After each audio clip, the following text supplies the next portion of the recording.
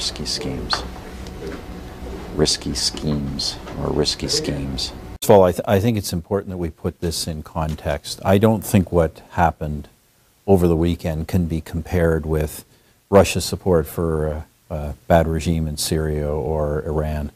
We're now talking about President Putin's own actions. Increasingly apparent to me that the Cold War has never left Vladimir Putin's mind.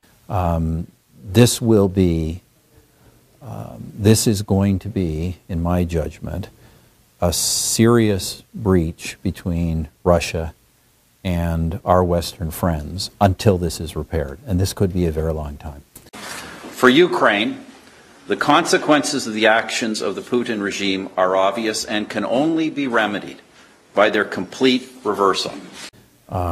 This is not just going to be condemnation this weekend. This is going to be, should Mr. Putin continue on this path, should he not see fit to respect the territorial integrity of Ukraine, as I said, I think this will be a matter of bad relations and a series of diplomatic and economic actions that are going to go on for some time.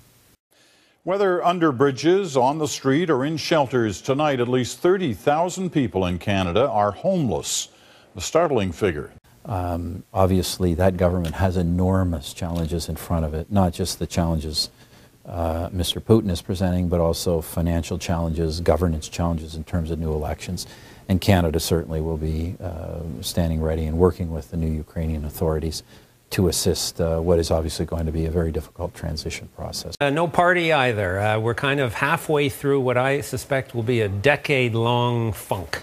Next week, Peter, is the 5th anniversary of the collapse of Lehman Brothers, which was kind of the cannon shot that signaled the global crisis. And we're still recovering, and I think we're going to take another 5 years at least to really get over what happened. Under consideration by the International Monetary Fund.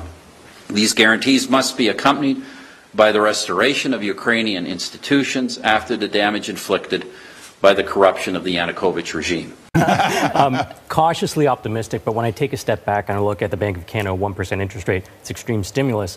You don't have extreme stimulus if everything is hunky-dory. So not extremely confident, but not panicked either. You know, look, I've said this before. We're obviously, notwithstanding the sadness we have at what has occurred the last 3 days, we have really tremendous admiration for the Ukrainian people in standing up virtually unarmed against an attempt to take the country back to the past, back to a Soviet past, against the will of the people. For 2 reasons in Canada. It's not as bad as it might seem. The media reports often reflect what's happening in America, which is much more dramatic than what's going on here. But we don't have the jobs recovery that we should have. We don't have the quality of jobs we should have. We're very impressed that Ukrainians stood up to that, as I say, stood up to brutality with virtually no arms to fight back with. That when we raise taxes, or, sorry, I don't want to say the words raise taxes. Look, I think that under President Putin, Russia has been moving farther and farther away from the democratic ideals of an advanced economy. We have also been proud that we were the first Western country to recognize Ukraine's independence in 1991. That should Russia not change its behavior, its expulsion from the G8 will become inevitable. It's important as a nation that we don't spend beyond our means. It's important our communities are safe and secure.